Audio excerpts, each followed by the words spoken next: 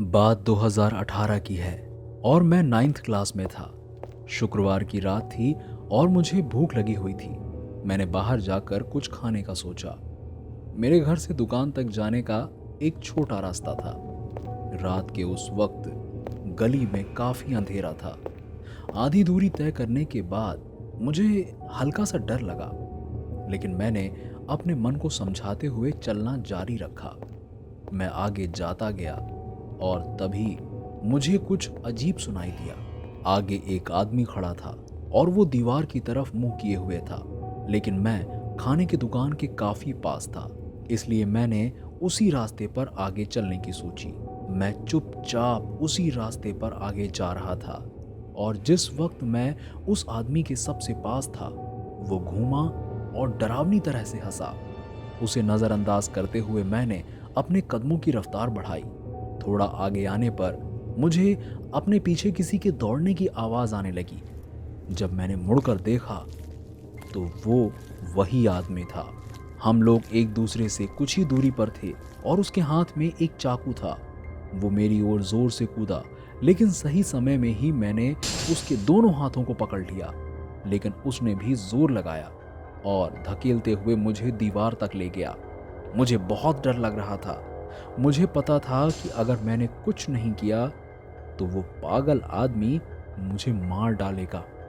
मुझे martial arts आते थे, लेकिन मुझे ये अंदाजा नहीं था कि मुझे मेरी जिंदगी में कभी इसकी जरूरत पड़ेगी।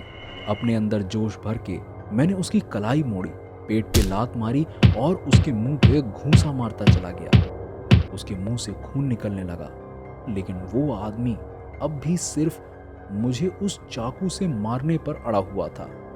आखिरकार मैंने उसकी दोनों कलाइयां मोड़ी और उसे तब तक लगातार मारता चला गया जब तक वो चाकू उसके हाथ से छूट नहीं गया।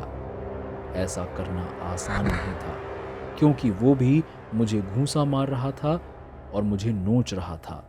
मैंने फिर से हिम्मत भरी और उसके सर को जमीन पर पटक दिया, जिससे उसकी हिम्मत कम हुई। मैं लगातार वार करता रहा और अब वो आदमी काफी शांत मुद्रा में जमीन पर पड़ा था और अंत में बेहोश हो गया। मेरी मुट्ठी में खून लगा हुआ था और वो दर्द हो रही थी। मैंने उसके चाकू को दूर फेंका और वहां से भाग गया।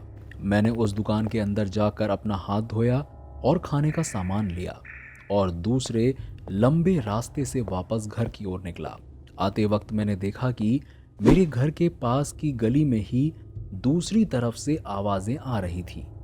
मैंने देखा तो ये वही आदमी था जो एक दीवार पर लगातार अपना सर पटक रहा था। उसके मुंह पे पहले से भी ज्यादा खून आ चुका था। उसने फिर से मुस्कुराते हुए मुझे देखा।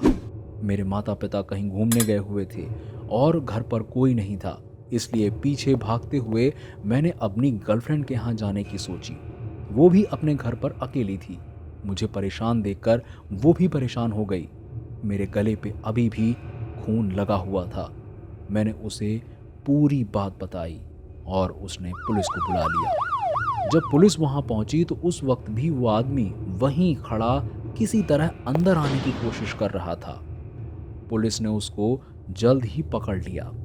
पुलिस बोली कि वो कोई सनकी पागल था जिससे हर किसी को खतरा था। पुलिस ने उसको दूसरे शहर में एक पागल खाने में भेज दिया। मैं खुद को खुशकिस्मत समझता हूँ कि मुझे उस दिन कुछ नहीं